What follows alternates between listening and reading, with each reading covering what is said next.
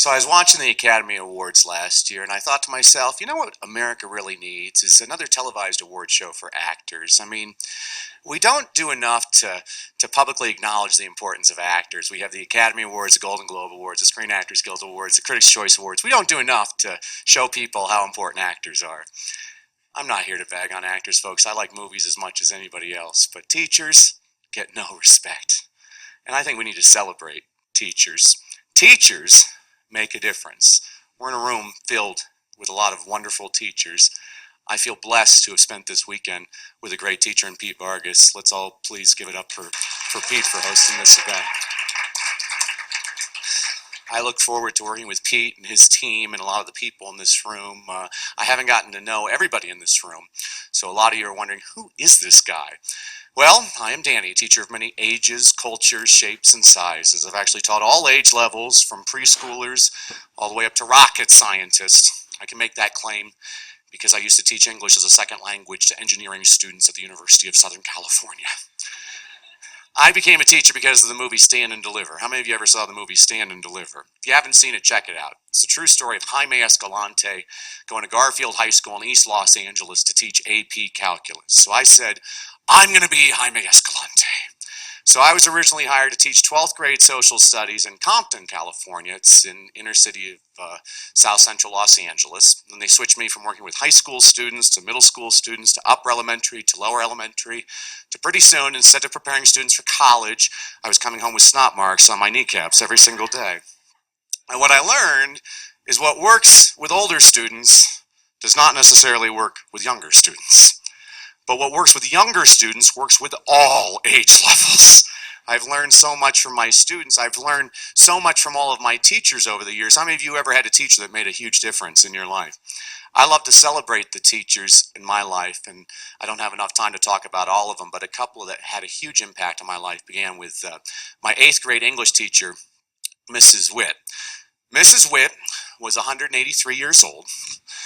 She was about 4 feet tall. Her teeth reminded you of summer. Some are here, some are there. She was old school. She believed the English language should be memorized and diagrammed mathematically. She used to waddle around with a stopwatch and go, Brassell, 6 tenses of the verb to be, go! Present tense, I am, you are, he, she, it is, we are, you are there. She's like, not good. I learned how to yawn without opening my mouth in her classroom because she carried a meter stick. And if she caught you yawn, she'd smack you across the face. If you said you were going to tell anybody, she'd say, who's going to believe you? I'm a sweet little old lady. She freaked us out. Every single year, she gave her top student her coveted penny. It was a penny, man. And we all wanted it. Out of 325 8th graders, I took second. I had 98.7%. Sarah Davidson had a 99.2%. She was a nerd. And Mrs. Witt looked at me and she said, never settle for second best, Brassell. Dang, that woman was tough. But thank goodness I had Mrs. Witt. I could have never passed Miss McLean's class if I had not had Mrs. Witt. Miss McLean was my 11th grade English teacher. In her 25 years of teaching, she had never had a student score higher than a 95% on her final exam. Now, I had a solid B in her classroom, and my buddy and I were calculating grades one day. I calculated in order to move up from a B to an A, I was going to have to score 97% on her final exam.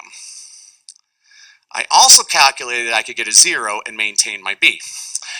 And being the student that always liked to challenge himself, I turned to my buddy and said, oh, I guess I got a B. She overheard that. She leaned in, she's like, this is a moment, Daniel. This is a moment that determines the course of your entire future. She guilted me into studying for this exam for the next 3 weeks, and I scored a 96%. The highest grade ever in her class. And she gave me the B. The woman never let me get away with anything. I would do a paper, quickly turn it in. She wouldn't even look at it. She'd say, how dare you, Daniel? How dare you put your name on this?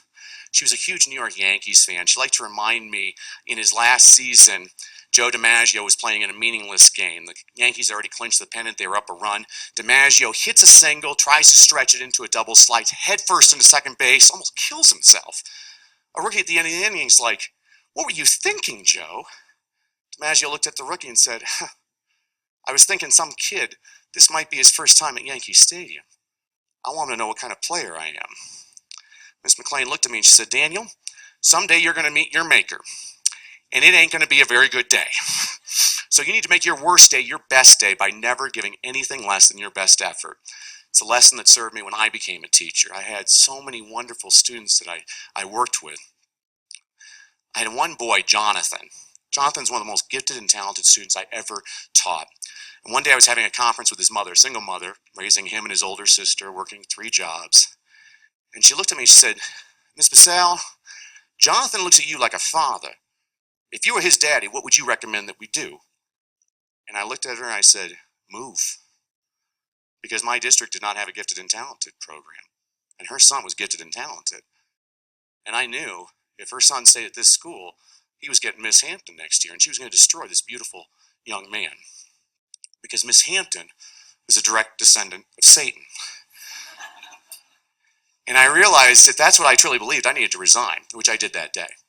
I finished out the rest of the year, but that was it for me in the classroom. And I still consider that my biggest failure in life. And I went into a deep depression over it for several months. Took a position at a university, started training teachers, and finally one of my best teachers, my mom, she gave me a pep talk because she's a peppy person. She said, don't you see, Danny, don't you see? Now your job is to pump up other people so they don't quit teaching. You're going to affect a lot more people this way. That's why I love doing what I do. You know, I would love to be your teacher, but I'm not going to stand here and say, please go to DannyBrassell.com so I can be your teacher. I'm going to stand here and say, please go to Danny Brassell so I can be your teacher. Remember, education is valuable. It's execution, though, that's priceless. Thanks for joining me.